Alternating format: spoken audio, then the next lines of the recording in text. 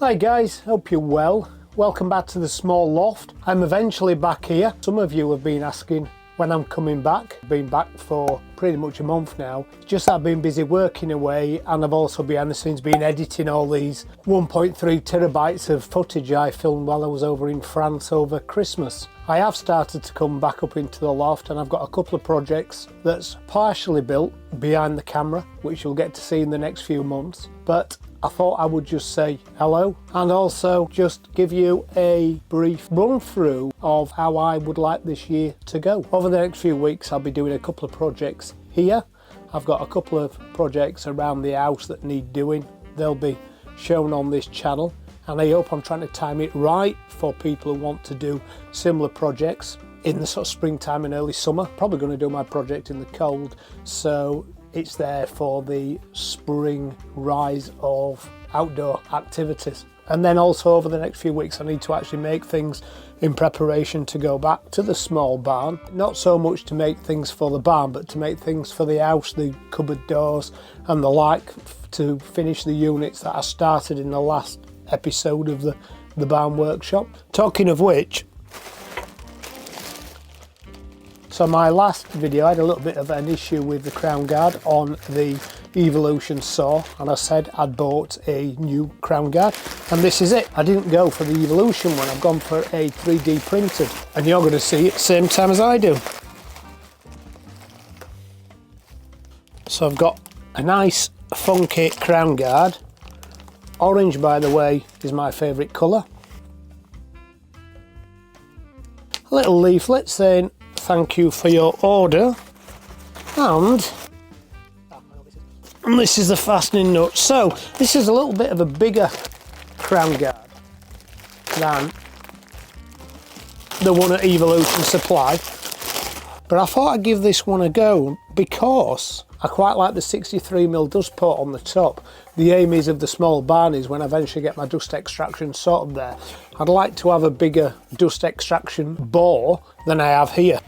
Here I'm just using sort of 32, 38mm hoses.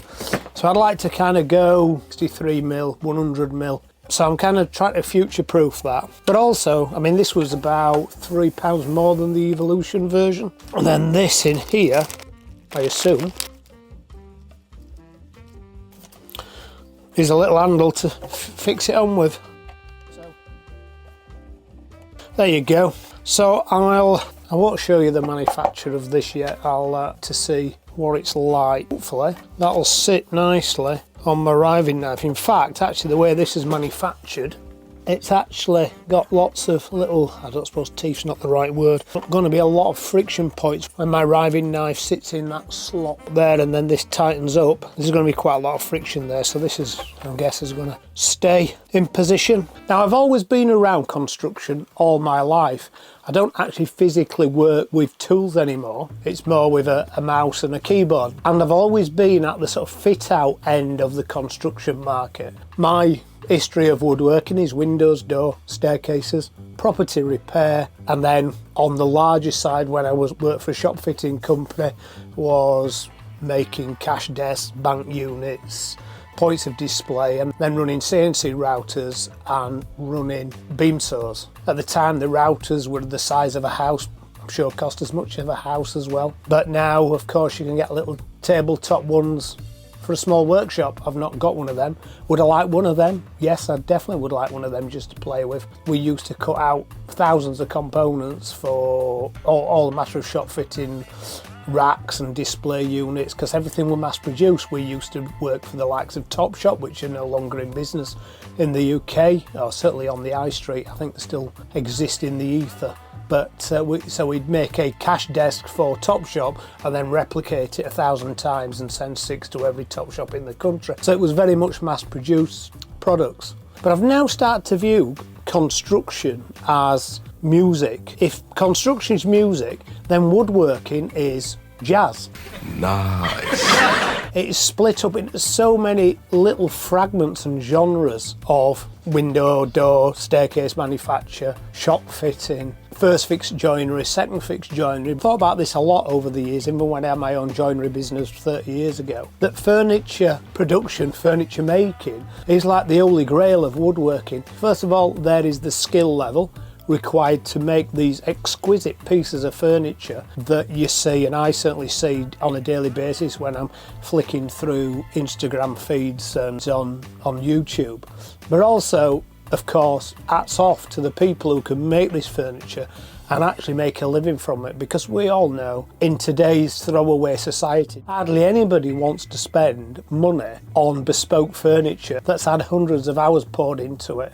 But thinking about that, because of how that furniture is made and the time it takes to make that furniture, there is an whole different set of skills to make that piece of furniture than there is to make a window, door, staircase, etc.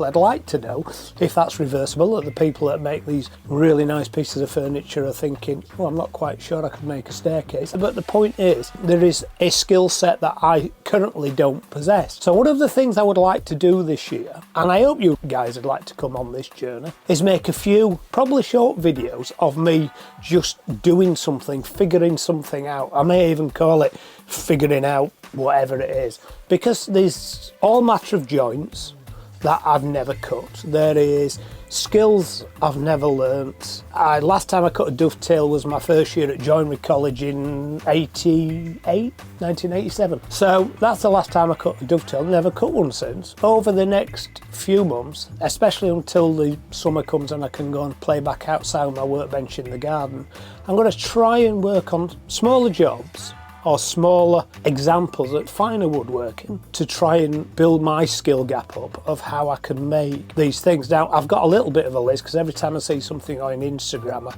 kind of screenshot and think, right, I'm going to try and replicate that. I've got it all. Now, I don't intend to spend any more money this year on power tools, on large tools, but I think I might invest in some really good quality hand tools, chisels, saws, because I think I'm going to need them if I'm going to try and replicate this kind of joinery. So that's one thing that I'm hoping to do in the next few months, is trying to teach myself some really fine joinery. Now, if you guys have got something in mind that you don't know how to do, and probably I don't know how to do, still let me know, because maybe we can figure it out together. In terms of the small barn workshop, I want to complete the partition between the two bits. I want to dry line it out. I want to put the ceiling in, which means I've got to finish them ladder racks, and I want to build some new doors to the front of it. So that's the sort of projects I'll be doing over there. Oh, and I've got to repair the chimney when I'm over there as well.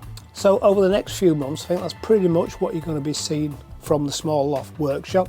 Right, I think that's me, as my wife has just said, from down that arch, prattling on for 10 minutes. So enjoy whatever you're doing for the rest of the day, and I'll see you on the next video. Thank you. Bye.